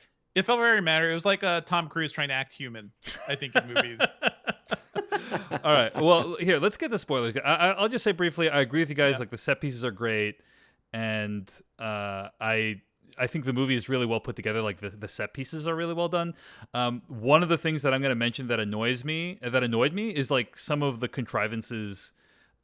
Basically, as you guys have hinted at, people acting dumb. That's always disappointing when people do stupid things in movies. Especially when like everything is at stake here. Right. That when they do stupid things that imperil themselves. Having lived through the last 18 months, we realize that's realistic. Certainly. I guess, but I go to the movies to escape, Jeffrey. I go to the movies to escape. That's a good point. Let's talk about spoilers. Let's get to spoilers. It sounds like there's a lot we want to discuss. So spoilers for A Quiet Place Part 2 starting right now.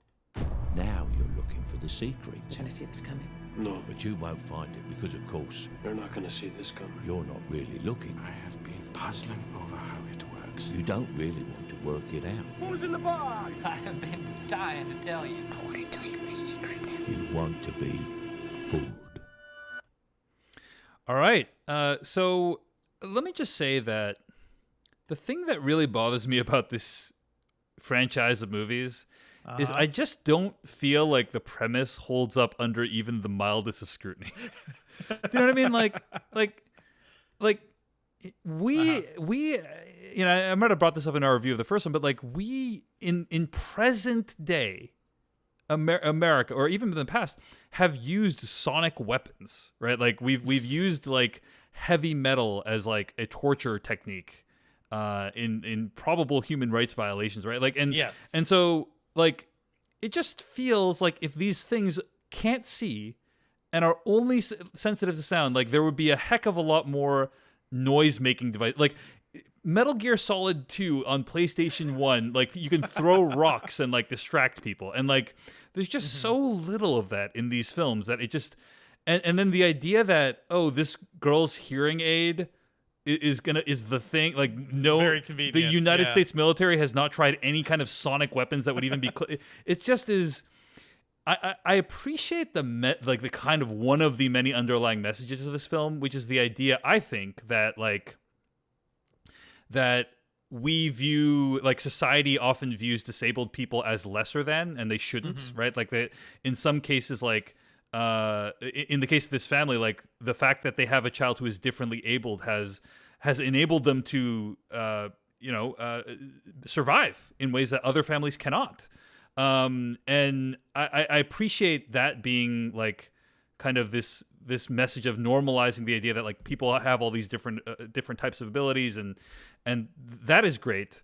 But just the idea that, like, this girl's hearing aid that you just, like, tinker around a little bit is the key to solving this worldwide problem. This series is the ultimate dad movie, because, like, Krasinski in the first movie was just like, this is what every dad wants to do during the apocalypse: take care of your family. Right. Get a whiteboard. Get a whiteboard. Make sure you write down your thought process on the whiteboard. Weakness. Yeah. Monsters.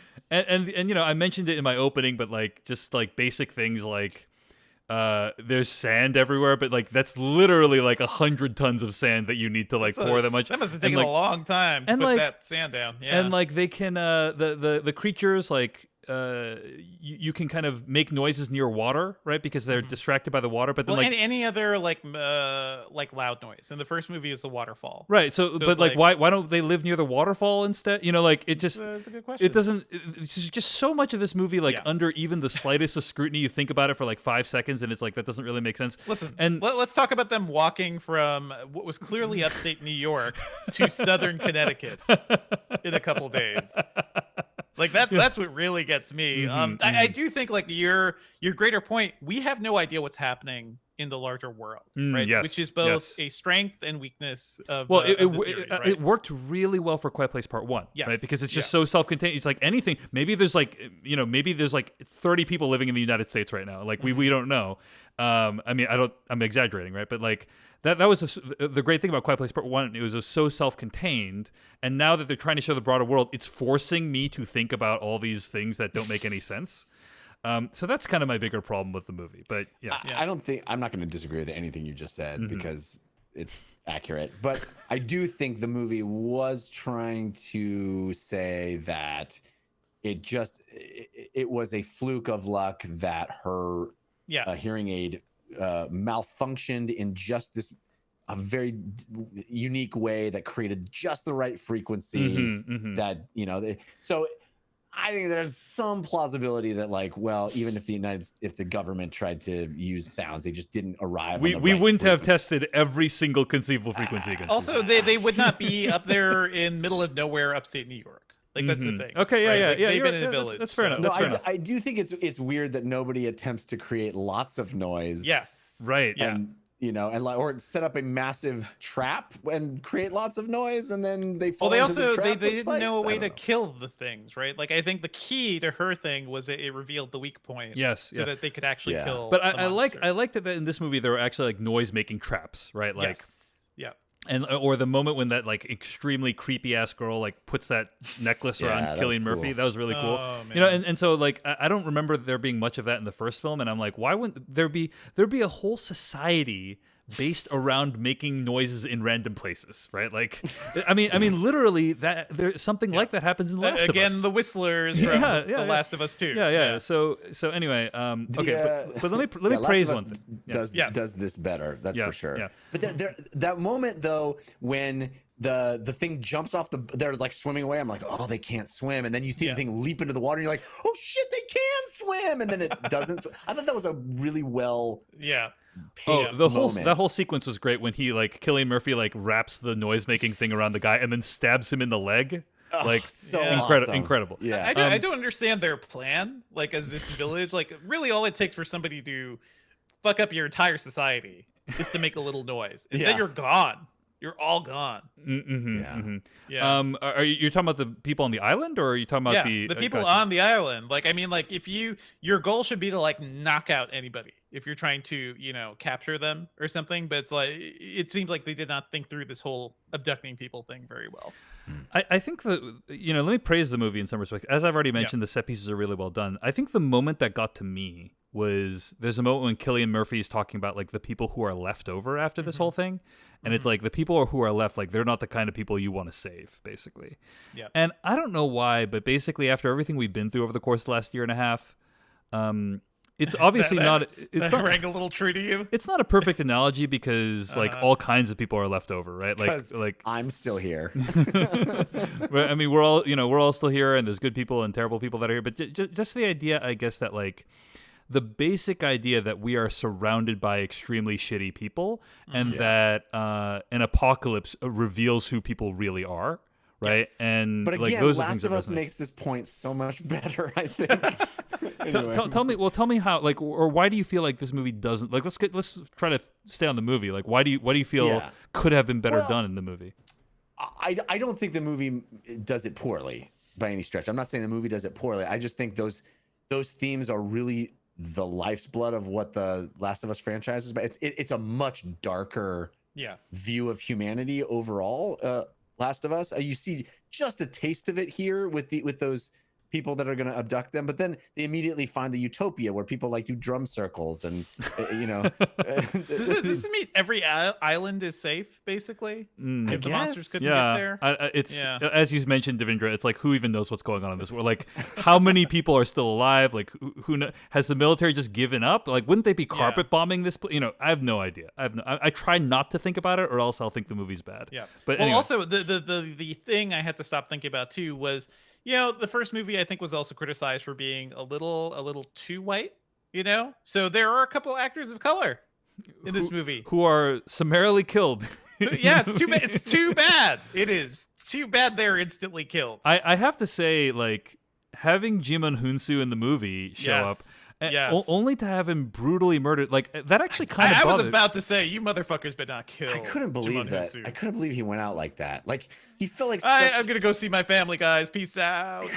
It actually actively bothered me because like, there's kind of you want horror movies to have like rules for who gets taken out, but right? Like, there needs to be some kind of moral center to the movie, and I'm okay with you killing Jimon Hunsu's character if that death has some kind of meaning, right? But he just went out like for seemingly no reason whatsoever. For no reason, like he existed to help the protagonist, and right. That's pretty much it. And then we see a cop at the beginning of the movie. But he could have easily helped them without dying. Like, he could have helped them without dying, or it wasn't like his dying was in the furtherance of helping them in any way, right? He just was like, oh, I got to go back outside, bye, and like it just is like, also, man, that sucks. They are the singular reason that all those people on that island got slaughtered. 100%. And that's the thing, is like, there's this moment when Cillian Murphy is like, we didn't need your help. We came to bring you help. And it's like, I don't think they really, I think at the end of the day, they would have, I mean, they justify it because at the end of the day, they're giving the creature killing power to everyone through the power of the radio, right? So, like, I guess that justifies. Assuming people have, like, then they need to have weapons. Assuming they have radios and then have weapons to kill them, right? They did not explain what the point of this noise was. You kind of have to have a message. Like, guys, hey, everybody listen to this. This will hurt the monsters. That was the other thing that drove me fucking bonkers, is we've got a conclave of safety, and we're gonna...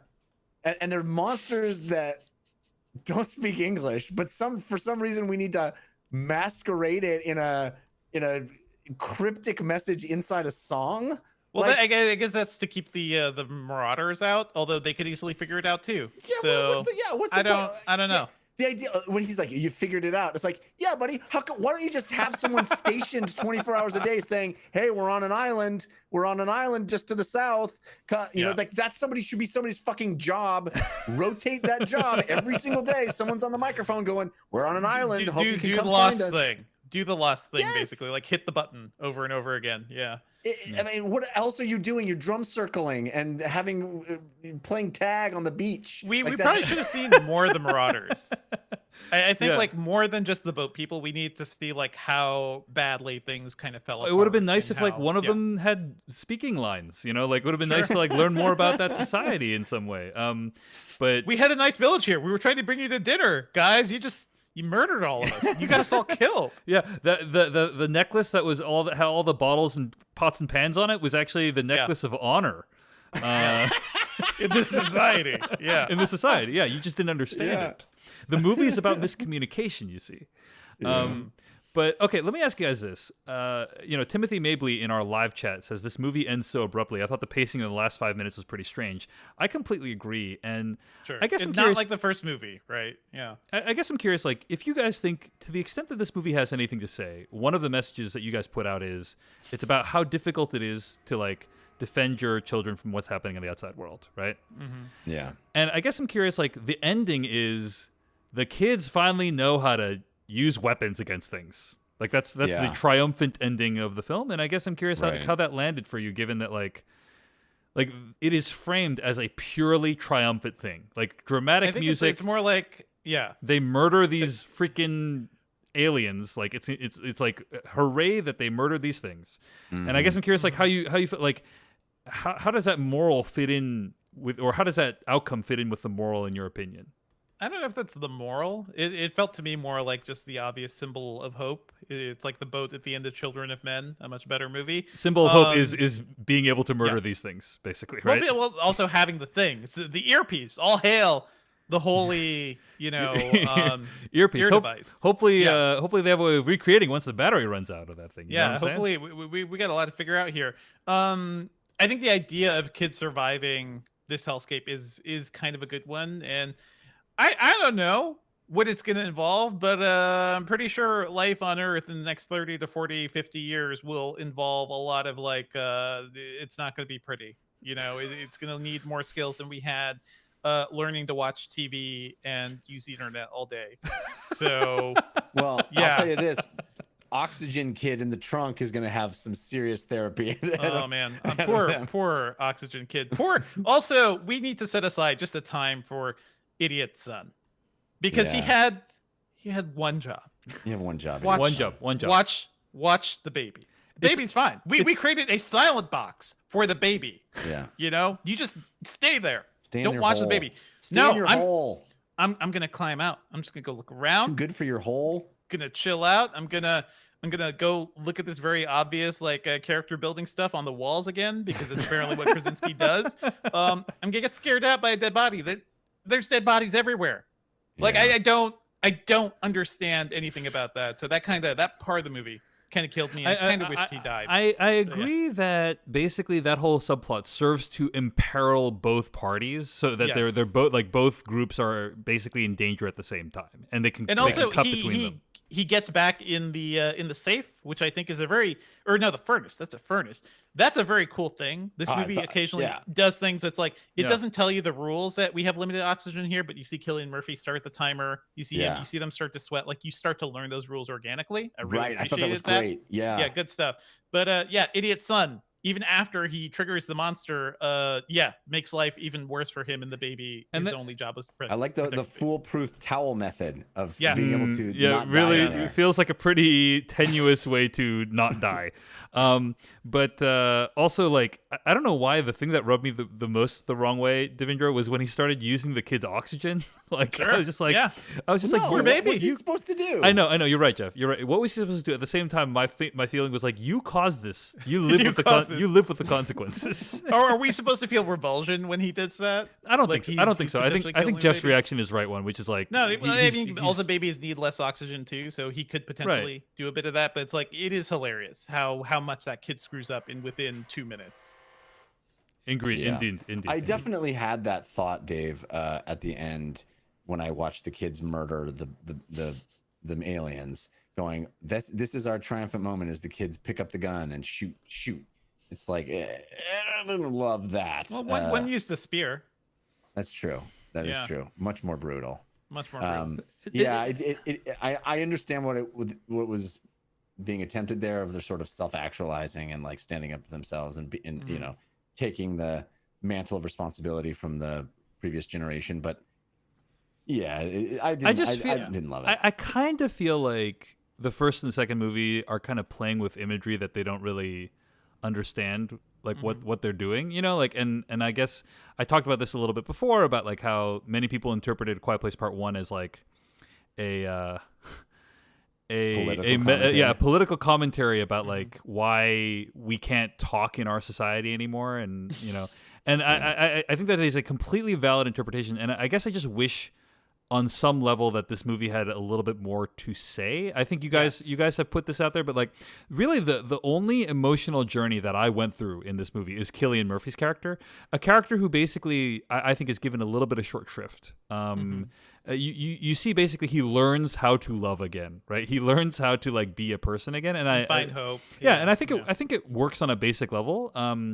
But I do think, a lot of the movie's taken up with this other bullshit, like this kid and, this other stuff that like, This movie is 90 minutes long, basically. Like, this movie is not very long. Right. So it's also like they could have, I do appreciate the fact that it's very efficient, but there's so much more room to give us more. You could do more organic do more of that building. society, like show us more of the society and all that kind of stuff. You don't have to write everything down the walls. Like, we get it, guys. Like, his whole, like, bunker, too, is also pictures of the sun because, okay, get it. Yeah. This is one of the most negative positive reviews we've ever given. That's kind of how I feel about the movie, though. Yeah, I think it's in a way. It's very enjoyable. It's very enjoyable and also not great in my opinion. Like there's a few things holding it back from true greatness. That's me personally though. So no, I would agree with that. All right. Well, those are our thoughts on A Quiet Place Part 2, and that's gonna wrap us up. Yep. One thing I want to mention. I do think it is fun that this movie does not. The first movie ended on such like a kick-ass moment. To be honest, like any scene ending with a gun cocking, I think is a ballsy move because you don't get that catharsis of seeing them kill all the monsters, and then you don't get it in this movie either. So I do think occasionally, like you just get out and the monsters are gone, and they're just preparing to leave. Yeah, I do appreciate that. It just kind of assumes they got it. Yeah. It was cool though that like walking down the step again and seeing the nail and like picking up in that moment. I was glad that we were not jumping forward a huge amount of time. And, that was pretty cool. Pretty cool. Yeah. Just after the big thing, basically after the time where they had to kill all the monsters. Other thing worth pointing out, I mean, the mom just had a baby. It does seem, I forget like what the timeline was from the first movie, but man, they really put her through the ringer again. I cannot imagine that. Yeah. And I loved, I know we're wrapping up, but I also loved in the flashback, like him going into that convenience store and walking past the spaceship. I thought that was a really cool touch. All right, folks. That is going to bring us to the end of our episode this week. Our theme song for now comes from adamwarrock.bandcamp.com.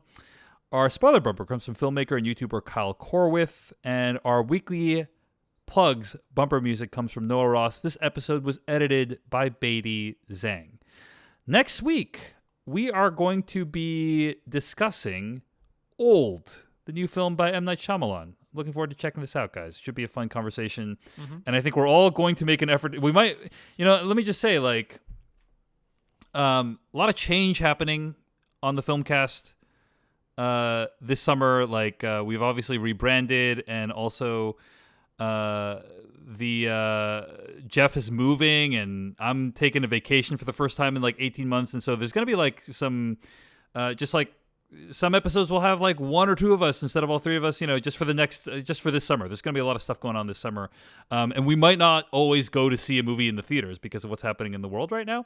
But I think we are all like, we got to see the new M. Night because we don't want this thing freaking spoiled for us. We're gonna make the effort to go see this one. So anyway, that's Old. Stay tuned if you're a patron for the After Dark, where we're gonna discuss Loki.